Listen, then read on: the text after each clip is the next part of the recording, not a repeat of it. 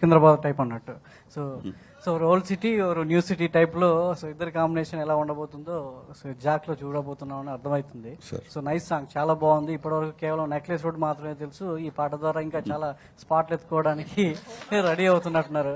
So చాలా కుర్రాళ్ళని చెడగొట్టడానికి Siddhu star boy కూడా చాలు ఇండస్ట్రీలో. నేను చెడగొట్టాలా రైట్, వాళ్ళని చూసి మీరు ఇన్స్పైర్ అవుతారు, మిమ్మల్ని స్క్రీన్ మీద చూసి ఇంకో కొంతమంది ఇన్స్పైర్ అవ్వడానికి రెడీగా ఉన్నట్టున్నారు. గివ్ అండ్ టేక్ రిలేషన్షిప్ మాకు బాయ్స్ కి.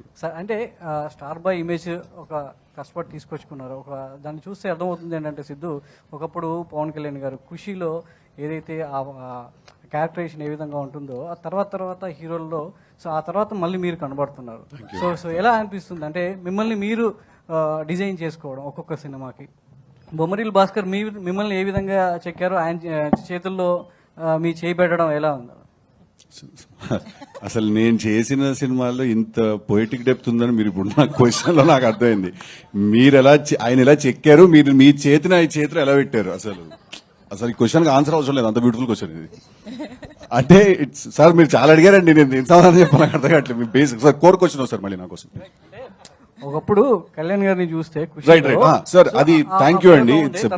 మళ్ళీ మీరు యూత్ ని అట్రాక్ట్ చేసుకోవడానికి అదే వేలో వెళ్తున్నారు. అర్థం. థ్యాంక్ యూ అండి, thank you for repeating the question. Firstly huge compliment అండి కళ్యాణ్ గారితో కంపేర్ చేయడం.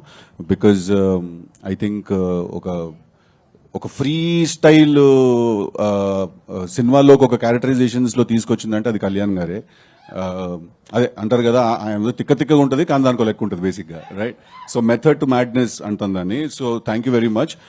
ఐ థింక్ అదేదో నేను ప్లాన్ చేసింది కాదండి, అది జరిగిపోయింది అలాగా. నేను చూసిన లైఫ్ ఎక్స్పీరియన్స్ అన్నింటిలో వాటిలో అన్ని కలుపుకుని ఏదో రాస్తే వాడు ఒకడు వింత మనిషిలాగా ఒకడు పుట్టేటిల్లు అని.